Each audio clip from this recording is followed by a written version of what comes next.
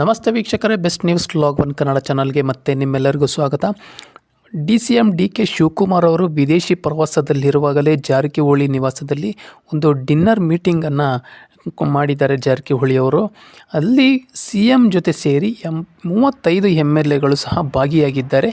ಹಾಗಾದರೆ ಏನು ಚರ್ಚೆ ನಡೆಸಿದ್ದಾರೆ, ಯಾಕೆ ಅವರು ಡಿನ್ನರ್ ಮೀಟಿಂಗ್ ಮಾಡಿದ್ದಾರೆ ನಾನು ನೋಡ್ಕೊಂಬರೋಣ ವೀಕ್ಷಕರೇ.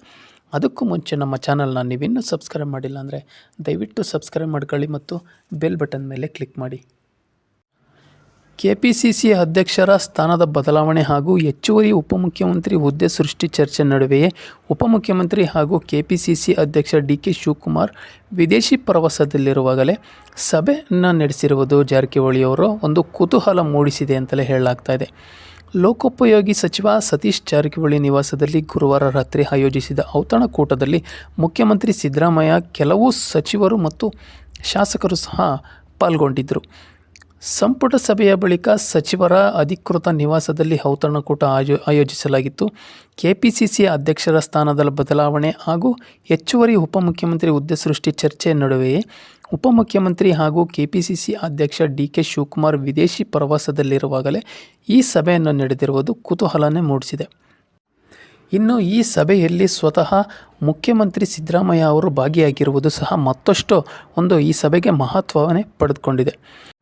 ಸಚಿವ ಸತೀಶ್ ಜಾರಕಿಹೊಳಿ ನಿವಾಸದಲ್ಲಿ ಮುಖ್ಯಮಂತ್ರಿ ಸಿದ್ದರಾಮಯ್ಯ, ಸಚಿವರಾದ doctor G. Parameshwar, KN Rajanna, doctor H.C. Mahadevappa ಸೇರಿ 7 ಮಂದಿ ಸಚಿವರು ಹಾಜರಿದ್ದರು. ಜೊತೆಗೆ ಒಟ್ಟು 35 ಮಂದಿ ಶಾಸಕರು ಸಹ ಭಾಗವಹಿಸಿದ್ದರು. ಹೊಸ ವರ್ಷಾಚರಣೆಯ ಹಿನ್ನೆಲೆಯಲ್ಲಿ ಭೋಜನಕೂಟಕ್ಕೆ ಆಹ್ವಾನಿಸಿದ್ದಾಗಿ ಸಚಿವ ಸತೀಶ್ ಜಾರಕಿಹೊಳಿ ಕಚೇರಿ ಮೂಲಗಳು ಸಹ ಸ್ಪಷ್ಟಪಡಿಸಿವೆ.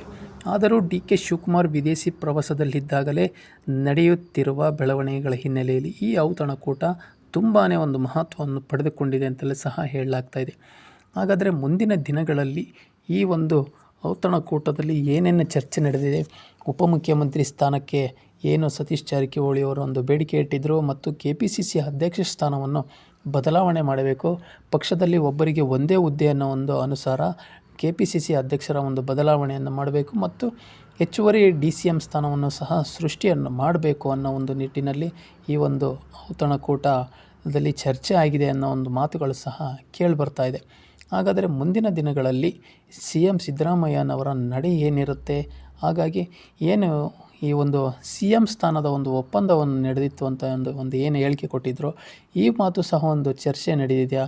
ಏಕೆ ಅಂತಂದರೆ 2025 ನವೆಂಬರ್ ತಿಂಗಳಿಗೆ 2.5 ವರ್ಷ ಕಂಪ್ಲೀಟ್ ಆಗೋದ್ರಿಂದ ಆವಾಗ CM ಸ್ಥಾನ ಬದಲಾವಣೆ ಆಗುತ್ತಾ? ಹಾಗಾಗಿ CM ಸಿದ್ದರಾಮಯ್ಯನವರ ಬೆಂಬಲಿಗರು ಸಹ ಈ ಸಿದ್ದರಾಮಯ್ಯನವ್ರನ್ನ ಮುಖ್ಯಮಂತ್ರಿ ಸ್ಥಾನದಿಂದ ಕೆಳಗಿಳಿಸಿದರೆ ಈಗ ಬೆಂಬಲಿಗರು ಸಹ ಮುಂದಿನ ನಿರ್ಧಾರ ಏನಾಗಿರುತ್ತೆ ಅನ್ನೋದು ಸಹ ಎಲ್ಲರ ಕುತೂಹಲಕ್ಕೆ ಕಾರಣವಾಗಿದೆ ವೀಕ್ಷಕರೇ. ಹಾಗಾಗಿ ನಿಮ್ಮ ಅನಿಸಿಕೆ ಅಭಿಪ್ರಾಯಗಳನ್ನು ಈ ಕಮೆಂಟ್ ಮೂಲಕ ತಿಳಿಸಿ ಅಂತ ಹೇಳ್ತಾ ಮತ್ತೆ ಮುಂದಿನ ವಿಡಿಯೋದಲ್ಲಿ ಸಿಗೋಣ. ಧನ್ಯವಾದಗಳು.